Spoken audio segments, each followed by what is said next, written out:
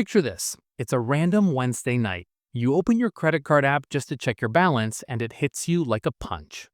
$6,842. You tell yourself, it's fine. I'm not irresponsible. I'm making the minimum payment every month. I'm staying on top of it. And you are, technically. So why does it feel like the balance barely moves? Why do you pay, and somehow the number just sits there, like the debt is glued to your life? Because you're not paying off your credit card, you're renting it. This is the minimum payment lie, and it's one of the most profitable tricks in modern consumer finance. My name is Matt, and on this channel, I break down the hidden math that makes normal people feel broke even when they're doing everything right. If you've ever made a payment and felt zero relief, make sure to hit subscribe and drop a like if this helps you out. Because today, I'm going to show you the exact mechanism that keeps you stuck and how to break it. Here's the story we've all been sold. Minimum payment equals responsibility. It sounds reasonable, it's small, it's manageable, it keeps your account in good standing. But that's like saying bailing water out of a sinking boat is the same as fixing the hull. Minimum payments don't solve the problem. They prevent the problem from becoming the bank's problem. Let's do the math in a way that makes this impossible to unsee. Every credit card payment gets divided into two buckets: interest, which is the fee for carrying the balance, and principal, which is the actual debt. And the bank is going to take the interest first, always. So if the interest is big enough, your payment is basically just paying rent on your own debt. Let's take a realistic example. You have $6,000 on a credit card at 24% APR.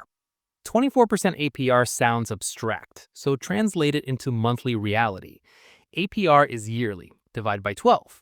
24% divided by 12 is about 2% per month. So your interest each month is roughly 2% of $6,000. That's $120. Now, here's where the lie kicks in. A typical minimum payment is around 2 to 3% of the balance or a small fixed dollar amount, whichever's higher.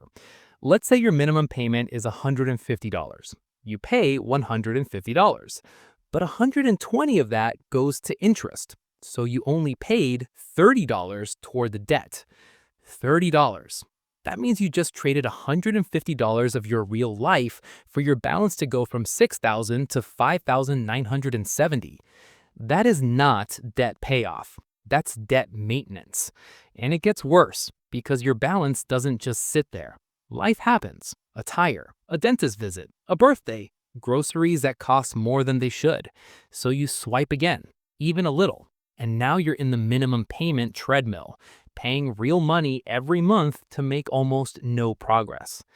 Minimum payments are engineered to pass one psychological test. Can the average person pay it without panicking? That's it. Not can they escape the debt. Not can they stop paying interest. Not can they build wealth.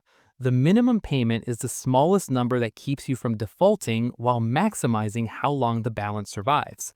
Because the longer your balance survives, the more months they get to charge you interest. It's not a bug. It's the product. Here's the trap inside the trap. When your balance is high, interest is high.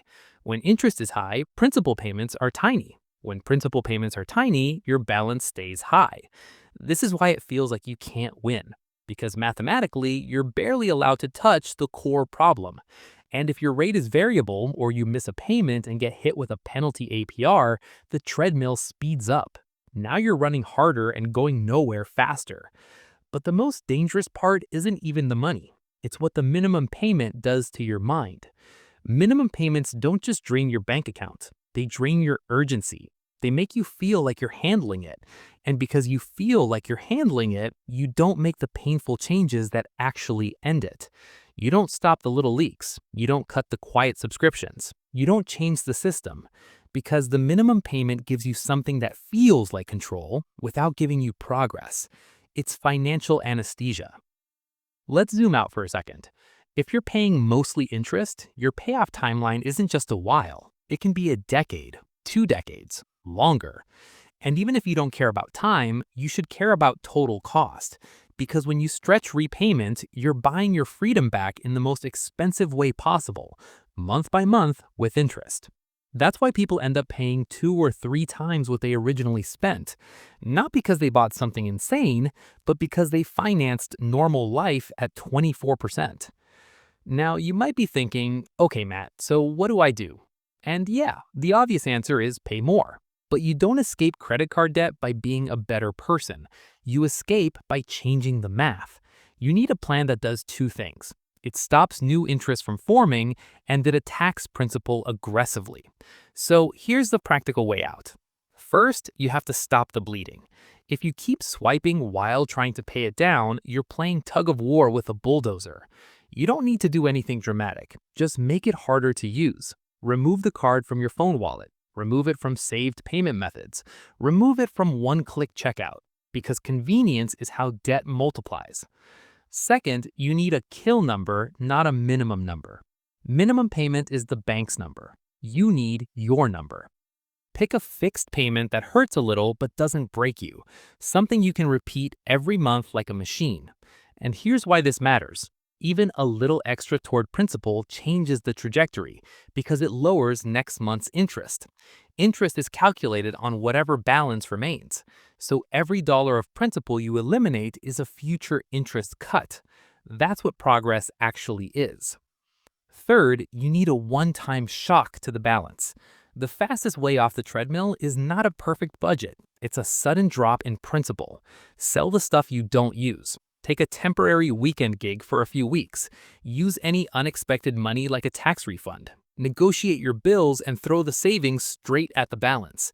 The goal is simple. Get the balance low enough that interest stops dominating your payment. Because once interest is small, your payments finally feel like they work. And I want you to take one mindset shift with you, because this changes how you treat the whole situation. A credit card balance is not just debt. It's a negative investment earning 20 to 30% against you. If you had an investment guaranteed to lose you 24% a year, you'd sell it instantly. That's what credit card debt is. So stop treating it like a bill. Treat it like an emergency, because the longer you let it sit, the more expensive your entire life becomes. You don't feel broke because you don't make enough. A lot of people feel broke because their money is being siphoned off before it ever becomes theirs. If this helped you see minimum payments differently, hit the like button and subscribe for more videos that challenge how you think about money. Thanks for watching. My name is Matt, and I'll see you in the next one.